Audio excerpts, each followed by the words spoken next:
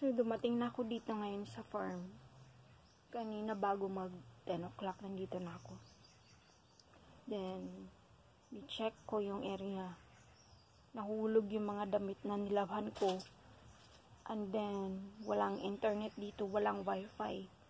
Tinanggal yung wifi. Pero may nakakonect na wifi.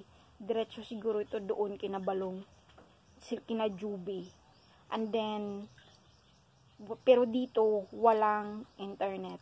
Walang nakasaksak na wifi dito na tanggal. Hindi ko alam kung saan yung mga cord niya. Hindi ko alam kung ito ay sadyang resulta ng malakas na hangin or gisabotahe siya. Kasi bakit may internet doon kina Juby, dito wala.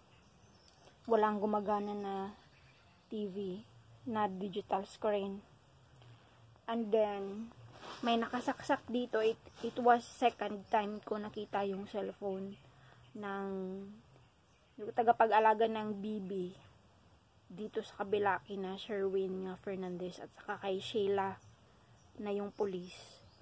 So, kung i-insist yan nila na mag-ano dito, magkaroon ng connection dito, magkakaroon ng problema. Kung nakita ninyo, parang octopus yung tumira kahapon.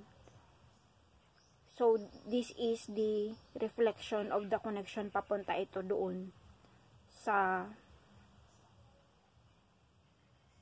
kay Bangkilan to papunta, pero via sa mga pulis. So, diretso ni siya sa mga pulis. Then, sa asawa ni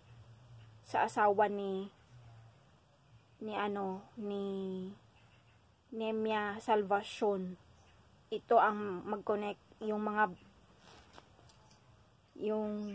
yung cellphone na naka-charge dyan. Umaabot yan doon sa dicer ng palay. And then, ang problema dyan,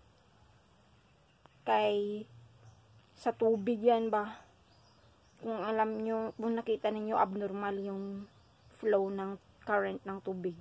Parang octopus. Parang mata. Kasi, magpunik yan sa tubig. So, kung i-insist yan nila na i-connect dito, nasa alarm ang mga bodies of water. Kasi hindi naman kasi pwede. Hindi yan kakayanin ng balong lang na pangalan.